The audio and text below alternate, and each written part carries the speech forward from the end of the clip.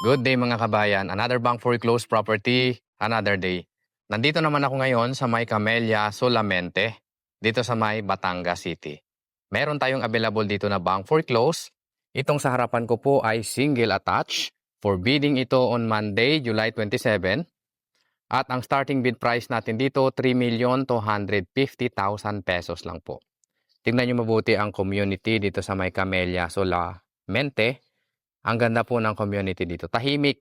Kung ayaw nyo sa maingay na lugar sa Metro Manila, mga kabayan kong mga OFW, mga taga dito lang sa Batangas City na naghahanap ng bank foreclose, perfect sa inyo itong ipapakita kong bahay.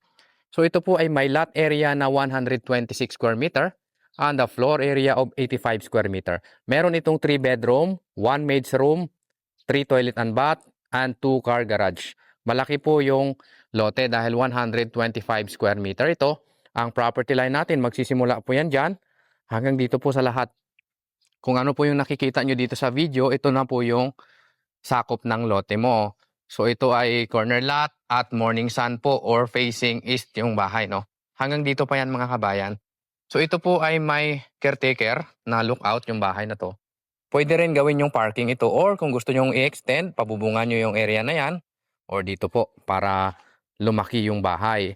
So dito sa unit na to, pag nag-bid kayo dito at makuha nyo siya sa murang presyo lang, swerte nyo. Kasi mahal na po ang presyuhan ng mga bahay dito sa Camellia ngayon. Yung ganitong unit po, nasa 9 million na. So pagpasok natin sa unit, ito po yung itsura niya. Bare lang siya at isa sa maganda dito mga kabayan ay hindi pa ito natitirahan. So may mga gamit lang tayo ng caretaker dito sa loob ng unit, no? Pero hindi pa ito natitirahan. Bare finish, walang tiles, yung ating mga pintura, basic lang siya, walang pintuan yung bahay na sira. Yan. So ito yung magiging living area nyo at dito naman yung dining area mo. Walang mga leak ng tubig yan. Makinis pa ito mga kabayan. Kitchen countertop, basic lang. Pwede nyong ilipat yan doon sa likod kung sakali, no? Unahin ko lang dito sa baba, meron tayong toilet and bath dito sa ground floor. Ito yung itsura niya. Basic lang po mga kabayan. Kayo na yung bahalang magpaganda kung sakali. Ito yung maid's room dito sa may ground floor. Ayan, kung may helper kayo, pwedeng-pwede yan mga kabayan. Tsaka malaki yung bahay na to. Akitin naman natin yung second floor. So yung hagdanan natin, solid na semento na merong step na kahoy. Kung gusto nyong papalitan ng tiles yan or kung gusto nyong i-upgrade, nasa inyo na yon pag nabili nyo. Murang-mura lang to mga kabayan, 3.2 million pesos for bidding on Monday. Wala na kayong makuhang ganito kamura ngayon pag bumili kayo ng brand new sa developer. Maliban na lang dito sa bank foreclose.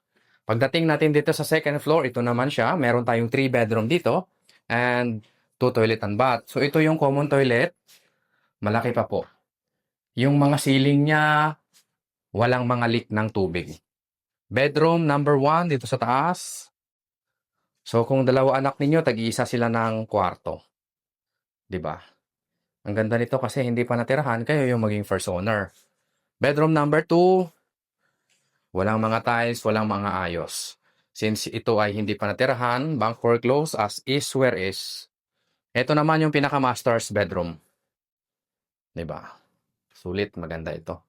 Merong sariling toilet and bath yung master's bedroom. Ito yung itsura niya. Bidding ito on Monday. Ang starting bid price natin is 3,250,000 pesos. Kung gusto nyo mag-inquire sa property na to, Camellia Solamente, corner lot, kontakin nyo lang ako, nasa screen ko lang ang number.